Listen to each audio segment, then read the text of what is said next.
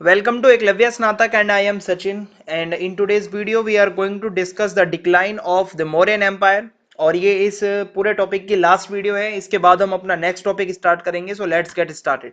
आपको बताना चाहूंगा कि हमने हिंदी मीडियम का ऑलरेडी कंटेंट बना दिया है, तो अगर आपने नहीं देखा हो तो आप डिस्क्रिप्शन में जाके सभी वीडियोस का लिंक देख सकते हो। प्लेलिस्ट का लिंक आपको दे दिया जाएगा। हिस्ट्री, ईवीएस, एईसीसी, एमआईएल, हिंदी, ये सब हमने आपको ऑलरेडी करवा दिया है। सिलेबस की अगर हम बात करें तो यूनिट 1, 2, 3, 4 मैंने ये सभी कंप्लीट करवा दी हैं, जिसकी वीडियोस आपको इसी चैनल पे मिल जाएंगी। यूनिट 5 मैंने आपको पूरी करवा दी है और यूनिट 6 आज हमारी पूरी हो जाएगी। बाकी आपके जो 2 चैप्टर रहते हैं ये भी मैं जल्द से जल्द आपके कंप्लीट करवाने की कोशिश करूंगा। आप इंस्टाग्राम पे मुझे फॉलो कर सकते हैं। अगर आपकी कोई भी प्रॉब्लम हो, कुछ आप मैसेज करना चाहते हो, तो मेरा यूजर नेम आप सभी के सामने लिखा हुआ है, आप आके मैसेज अपना भेज सकते हैं।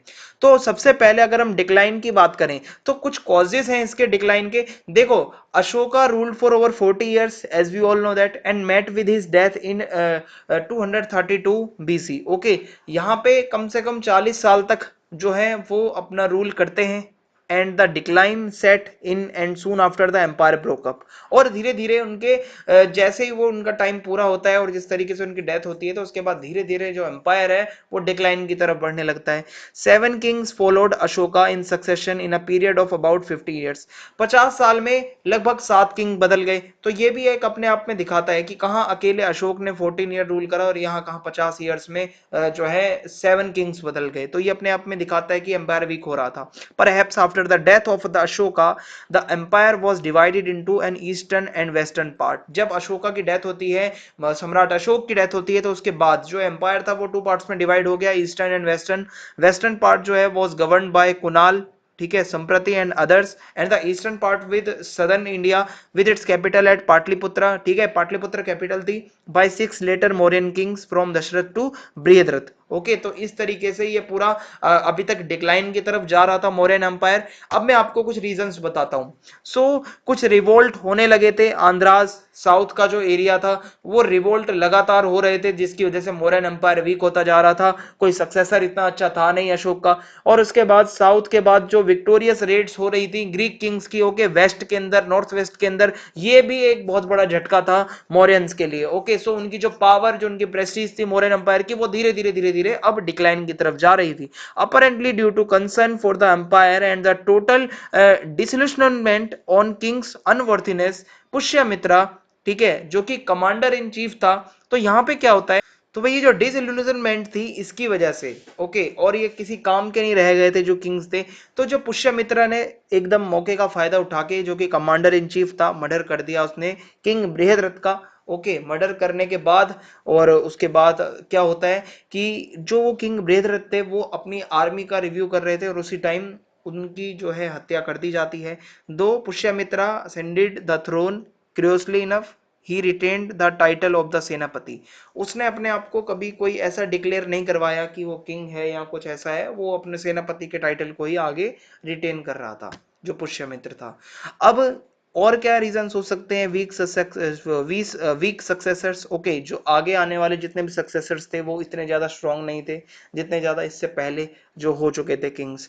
पॉलिसीज ऑफ अशोका, पॉलिसी में सबसे जो बड़ी, जो मतलब जो पैसिफिक पॉलिसीज थी, जैसे कि मैं आपको बताऊं धम्मा। ओके, जो अशोक का धम्म था उसने एक तरीके से एम्पायर को डुबा के रख दिया, क्योंकि धम्म हमें ये कहता है कि किसी के साथ लड़ना नहीं है, सभी के साथ अच्छे से मतलब जो है बिहेव करना है।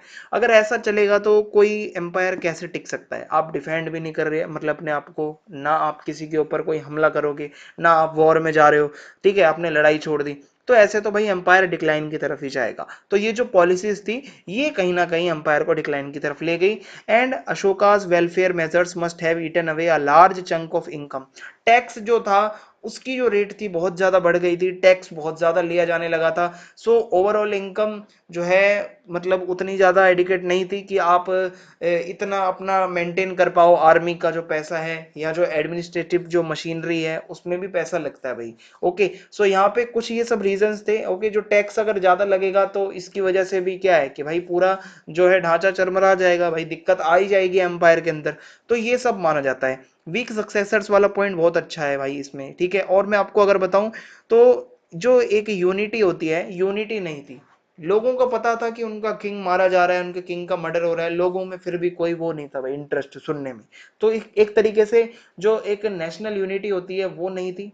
ओके, जो प्रोविंशियल किंग्स होते थे आसपास के, वो बहुत ज्यादा अत्याचार करने लगे थे, एट्रोसिटी अपने बिल्कुल टॉप पे थी।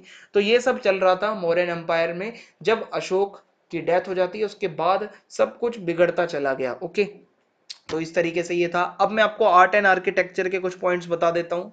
ठीक है, मैं आपको एक्सप्लेन कर रहा हूँ, आपको इन्हीं के ऊपर अगर क्वेश्चन आते हैं तो आपको डिटेल में लिखना होगा। ओके, मैंने आपको एक्सप्लेनेशन दे दी है, पॉइंट्स आपको बता दिए, ये आपके की पॉइंट्स हैं, कॉपी में लिख सकते हो, इसी को आपको आगे एक्सप्लेन करके लिखना है जो जो मैंने आपको एक्सप्लेन करके बताया है। अब है art and architecture. So during the modern period we notice a great development in the field of art and architecture. Art और आर्किटेक्चर की फील्ड में काफी अच्छा डेवलपमेंट होता है मॉडर्न पीरियड में। The main examples of the modern art and the architecture जो कि आज भी सर्वाइव है वो है remains of the royal palace and the city of Pataliputra. ये यहाँ पे आप अगर कभी जाते हो तो आपको आर्ट एंड आर्किटेक्चर का बहुत अच्छा एक एग्जाम्पल देखने को मिलता है। अशोकन पिलर्स हैं, ओके, एंड कैपिटल्स। आप अगर जाते हो अशोकन कैपिटल्स में या पिलर्स को देखने जाते हो तो आपको आर्ट एंड आर्किटेक्चर मिल जाएगा। Rock cut chaitya caves in the Barabar and Nagarjuni hills. Okay, तो यहाँ पे भी आपको आर्ट एंड आर्किटेक्चर अच्छा देखने को मिलेगा। इंडिविजुअल मोरन स्कल्पचर्स हैं जो कि वो भी बहुत सुंदर हैं, आर्ट और आर्किटेक्चर दिखता है हमें। And terracotta figurines. तो इस तरीके से कुछ मूर्तियां, कुछ ये आपके जो हैं अशोकन पिलर्स और ये जो मतलब रिमेन्स हैं सिटीज के, ये हमें आर्किटेक्चर के बारे में और आर्ट के बारे में हमें बताते हैं। तो इस वीडियो में इतना ही था।